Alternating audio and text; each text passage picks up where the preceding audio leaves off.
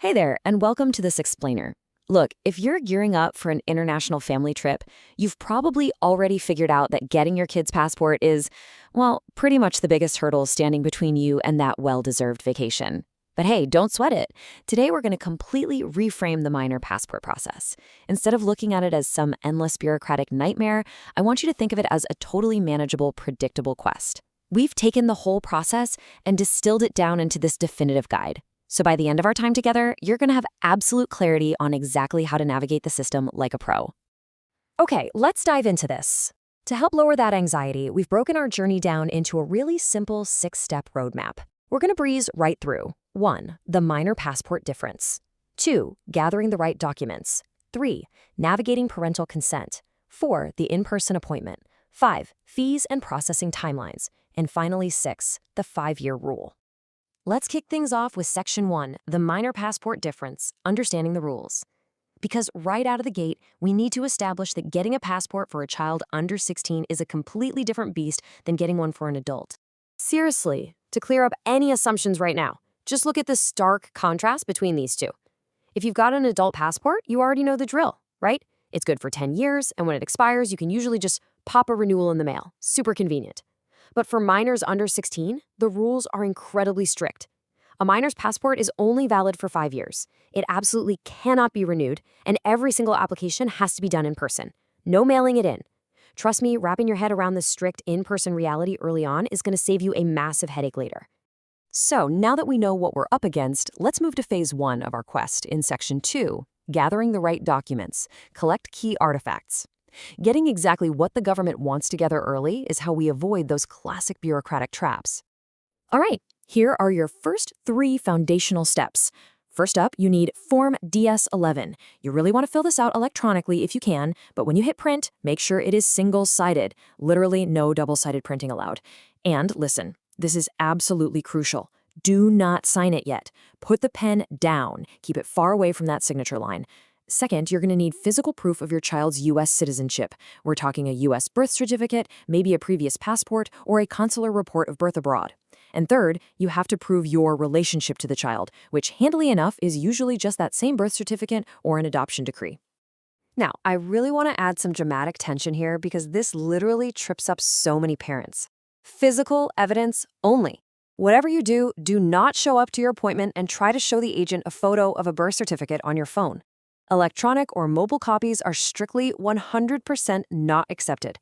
If it's not an official piece of physical paper, they will turn you away and send you right back home. Oh, and you'll need to bring photocopies of all those documents along with the originals too. And then, of course, there's the famous passport photo. Look, trying to get a standard federal photo of a newborn or a squirming toddler, it is basically an Olympic sport. Thankfully, the State Department actually throws us a bone here with some practical allowances. As the official rule states, for babies, their eyes don't necessarily have to be fully open. But here is the real catch, and honestly the source of so much comedic parental struggle. Another person cannot appear in the photograph. That means you somehow have to prop up your wobbly, beautiful little baby for this official document without your own desperate hands sneaking into the frame. Good luck with that one. All right, once you've got your documents stacked up and your baby's solo photo shoot is finally done, we arrive at Section 3, Navigating Parental Consent, Form DS-3053 Rules. Now, the regulations around exactly who needs to be present to authorize all this, they are incredibly rigid. So for a kid under 16, the strict default rule is that both parents or legal guardians must be there in person. But hey, life happens, right? If one parent absolutely cannot make it, they have to provide Form DS-3053, also known as a Statement of Consent. This is a mandatory, notarized form, and you have to submit it along with a photocopy of the absent parent's ID. Whether they're absent because of sole legal custody, maybe a parent is unavailable, or there's a death, or any special family circumstances, this form is your required bridge to bypass that strict 2-parent rule. Documents? Check. Consent?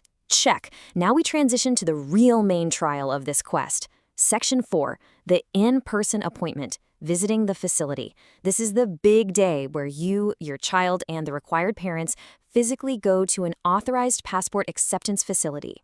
Now, what's really interesting about this checklist is getting to pull back the curtain on exactly what the agent will do once you walk up to the counter. It's a very specific sequence. First, they review your freshly printed, single-sided Form DS-1. Then, They check over your physical citizenship and relationship evidence, verify the parents' IDs, check the child's photo, and then they'll administer a required oath. And finally, they witness the application signature. Remember back in step 1 when I told you absolutely not to sign the form yet? Well, this is it. This is the moment. You only sign that DS-11 when you are standing right there, face to face with the agent. Boom! Paperwork officially handed over.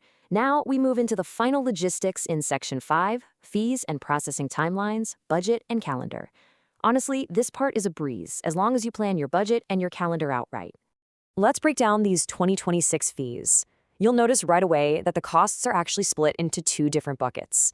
For standard passport book, you've got a $100 application fee and a $35 acceptance fee, which brings the total to $135. You can also snag a passport card for $50 total or get the whole shebang, both the book and the card, for $150. So why the split?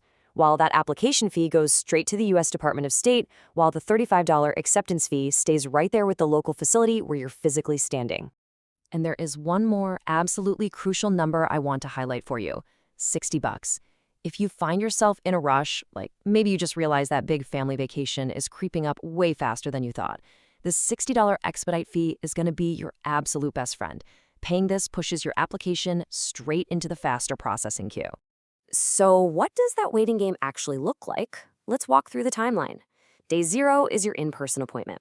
Now, if you paid that extra $60, expedited processing currently takes about 2 to 3 weeks. If you went with the standard routine processing, you're looking at more like 4 to 6 weeks. But pay close attention to this final phase. These timeframes do not include mail delivery time. Oh, and here is a massive tip to save you a panic attack later. When your child's shiny new passport finally arrives in the mail, their original birth certificate will not be in the envelope. Don't freak out. The State Department returns your precious original citizenship documents totally separately from the passport itself. All right, we have almost completed our journey. That brings us to our final overarching rule in Section 6, the 5-year rule: passport validity. This is the ultimate resolution that you need to keep in the back of your mind long after this explainer is over. So the crucial point is this giant number 5. A passport issued to a child under 16 is only valid for 5 years, period. And remember how we started this whole explainer? You literally cannot use the normal adult renewal process for this. When this kid's passport expires in 5 years, assuming they are still under 16, you have to do this entire process: the DS-11, the photos, the documents, the in-person appointment, all over again. It is always a brand new in-person application, not a renewal. And that brilliantly illustrates the entire journey we just took today. Here is your ultimate, simple checklist. Honestly, I'd highly recommend taking a quick screenshot right now. If you've got your unsigned Form DS-11, the child is there with you in person, you have physical evidence, both parents are present, or you have that notarized consent form, you've got your IDs, the child's photo, and your wallet ready for the fees, you are completely prepared to conquer that acceptance facility. By following these structured steps, you've just transformed a daunting, heavy federal process into a really simple, straightforward checklist. The paperwork is done, the fees are paid, the timeline is ticking down. All that's left now is the absolute best part. Your child's brand new passport is only valid for 5 years. So where in the world is it going to take them first? Start dreaming up that big family adventure. And hey, thank you so much for joining me on this explainer.